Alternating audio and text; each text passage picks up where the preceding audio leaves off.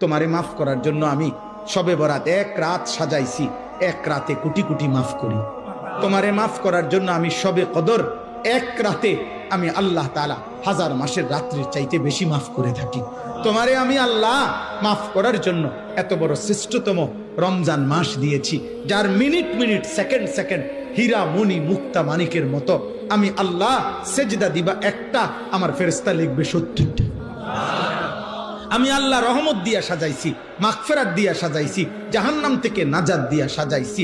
আমি আল্লাহ বৃহস্পতিবার দিবাগত রাতে গুনাহ মাফ করে থাকি। প্রত্যেক দিন তাহাজ্জুদ নামাজের ওয়াক্তে গভীর রাতে কোটি কোটি বান্দা আমি মাফ করি। তাহলে মাফ করার জন্য প্রতিদিন রাত্রে ঠিক করছি, বৃহস্পতিবার রাত্রে ঠিক করছি, শবে বরাত ঠিক করছি, শবে কদর ঠিক করছি, পুরাটা রমজান ঠিক করছি।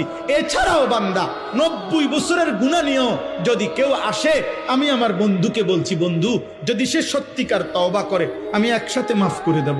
আসমান পরিমাণ গুনাহ নিয়ে আসলে মাফ করে দেব, পাহাড় পরিমাণ গুনাহ নিয়ে আসলে মাফ করে দেব, জমিনের বালুকণা পরিমাণ গুনাহ নিয়ে আসলে আমি মাফ করে দেব। তুমি এরপরে বলো, বান্দা আমি যদি তোমাকে জান্নাত দিতে চাইছি বলে কতভাবে আয়োজন করলাম, আমি আর কি বললে, আর কত সুযোগ দিলে তুমি জাহান্নাম থেকে মুক্তি পাইবা।